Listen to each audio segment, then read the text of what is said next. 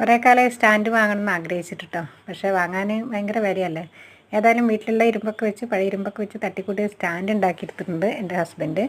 അപ്പോൾ അത് വെച്ചിട്ട് അപ്പോൾ ഞാൻ എന്ത് ചെടികൾ വെക്കണം എന്നും കൂടി ഞാനിങ്ങനെ ഓർത്തിരിക്കുകയാണ്. അപ്പം എന്ത് ചെയ്യുന്നത് വെച്ചാൽ എൻ്റെ കയ്യിലുള്ള ചെടികളൊക്കെ വെച്ചിട്ട് ഞാനൊന്നിങ്ങനെ സെറ്റാക്കി കൊണ്ടുവരുന്നുണ്ട്. അങ്ങനെ ഇപ്പോൾ സെറ്റാക്കിയ ചെടികളൊന്നും ഇല്ല, എന്നാലും എല്ലാ ഇലച്ചെടികളും കുറച്ച് പൂവുള്ള ചെടികളൊക്കെ വെച്ചിട്ട് ഒന്ന് ചെറുതായിട്ട് ആക്കി കൊണ്ടുവന്നിട്ടുണ്ട്. കാരണം സ്റ്റാൻഡാണല്ലോ, അതിൽ വെക്കുന്നതിനൊരു പരിധിയില്ലേ.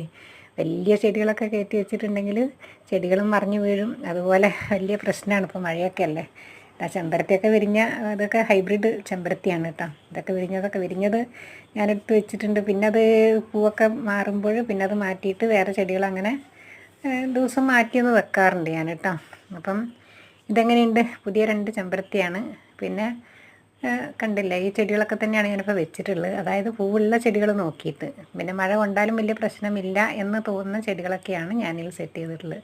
ഇപ്പോഴത്തെ ഭയങ്കര മഴയാണല്ലോ. ഈ മഴയത്തൊക്കെ നമ്മൾ പല ചെടികളും പൂക്കൾ ഉണ്ടെങ്കിൽ പോലും ഇവിടെ കൊണ്ടുപോയി വെക്കാൻ നമ്മളൊന്ന് മടിക്കും. കാരണം എന്ന് വെച്ചിട്ടുണ്ടെങ്കിൽ മഴ കൊണ്ടിട്ടുണ്ടെങ്കിൽ ചെടി ഒന്നും ബാക്കി ഉണ്ടാവില്ല. സ്റ്റാൻഡിൽ വെക്കേണ്ട പൂതി അതോടുകൂടി മതിയാവും. അതുകൊണ്ട് ഞാൻ ഇത് ഇലച്ചെടികൾക്കൊന്നും കുറച്ച് മഴ കൊണ്ടുവന്ന് വെച്ച് കുഴപ്പമൊന്നുമില്ല കേട്ടോ. ഇലച്ചെടികൾക്ക് വെയിലാണ് അത്ര സെറ്റാവാത്തത്. ആദ്യം വെയിൽ കൊണ്ടാലും അതിന് കരിച്ചിലും ഒരു ക്ഷീണമൊക്കെ മാതിരി ഉണ്ടാവും എത്ര വെള്ളം ഒഴിച്ചാലും. പക്ഷേ മഴയത്ത് ഇത് ഭയങ്കര ഫ്രഷായിട്ട്, എൻ്റെ അനുഭവമാണ്. നല്ല മഴയത്ത് നല്ല ഫ്രഷായിട്ടായിരിക്കും കേട്ടോ. നന്നായിട്ട് വെള്ളമൊക്കെ വേണ്ടുന്ന ചെടിയാണ്. പിന്നെ പൂക്കളൊന്നും ഉണ്ടാവേണ്ട ആവശ്യമൊന്നും ഇല്ലല്ലോ, ഇല ആണല്ലോ. അപ്പോൾ അത് പിന്നെ ഡയാന്തസിന് ഭയങ്കര ഇഷ്ടം തോന്നും മഴ. എൻ്റെ അഭിപ്രായത്തിൽ കുറച്ച് മഴയൊക്കെ കൊള്ളുമ്പോൾ എന്നാലും വെള്ളം കെട്ടി നിൽക്കാതെ ശ്രദ്ധിക്കണം. ഇനിയിപ്പോൾ ഏത് ഇത് മഴയത്ത് വെച്ചാലും അധികം മഴ ആയിട്ടുണ്ടെങ്കിൽ നമ്മളത് തൂമ്പൊക്കെ ചീഞ്ഞു പോകാനൊക്കെ സാധ്യതയുണ്ട്, പൂപ്പ് വരാനും ഒക്കെ സാധ്യതയുണ്ട്. പക്ഷെ അത് നമ്മൾ ശ്രദ്ധിക്കുക തന്നെ വേണം കേട്ടോ. കാരണം എന്ന് വെച്ചിട്ടുണ്ടെങ്കിൽ അധികം മഴയായാലും കുറച്ചൊക്കെ മഴ കൊണ്ടോട്ടെ. മഴയിൽ നമുക്ക് ഒരുപാട് ഇത് വരാനുണ്ട്. ചെടികൾക്ക് ആവശ്യമുള്ള ഒരുപാട് പോഷകങ്ങൾ മഴവെള്ളത്തിൽ നിന്ന് കിട്ടാനുണ്ട് അല്ലേ. അതുകൊണ്ട് തന്നെ മഴക്കാലത്ത് ചെടികൾക്കൊക്കെ ഒന്ന് വളർച്ച കൂടുതൽ തന്നെയാണ്.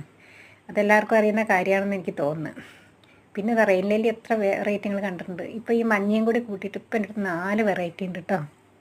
റോസ്, പിങ്ക് റെയിൻ ലില്ലി നമ്മൾ കോമൺ ആയിട്ട് എല്ലായിടത്തും കണ്ടുവരുന്നതാണ്. പിന്നെ വെള്ളയും കുഴപ്പമില്ല, എല്ലാവരുടെ അടുത്തും അത്യാവശ്യം ഉണ്ടായിട്ടുണ്ടാവും. പിന്നെ ഈ മഞ്ഞ ഇപ്പോൾ ഈ അടുത്ത് എനിക്ക് കിട്ടിയിട്ടുള്ളൂ. ഇത് കൂടാതെ ഒരുപാട് വെറൈറ്റി ഉണ്ട് കേട്ടോ. പക്ഷെ പലതിനും ലോകത്ത് ഇല്ലാത്ത വിലയാണ്. കാരണം അതിൻ്റെ റെയർ ആയതിൻ്റെ പേരിൽ തന്നെ പലതിനും നല്ല വിലയാണ്. എന്നാലും നമ്മുടെ കയ്യിലൊക്കെ അത് എത്തും. ഞാൻ വാങ്ങാനിങ്ങനെ ശ്രമിച്ചുകൊണ്ടേ ഇരിക്കുന്നുണ്ട്. പിന്നെ പുതിയൊരു വെറൈറ്റിയും കൂടി എനിക്ക് ഇന്നലെ കിട്ടിയിട്ടുണ്ടായിരുന്നു. റോസ് തന്നെയാണ്, കുറച്ച് വലിപ്പമുള്ള ഒരു നല്ല വലിയ ഒരു പൂക്കളാണ് കേട്ടോ. കണ്ടോ, നല്ല വിരിഞ്ഞ് നിൽക്കുന്ന. ഇതും റെയിൻ ലില്ലി തന്നെയാണ്, പക്ഷേ കുറച്ചും കൂടി വലിപ്പത്തിൽ വിരിഞ്ഞ് നിൽക്കുന്നതെന്നുള്ള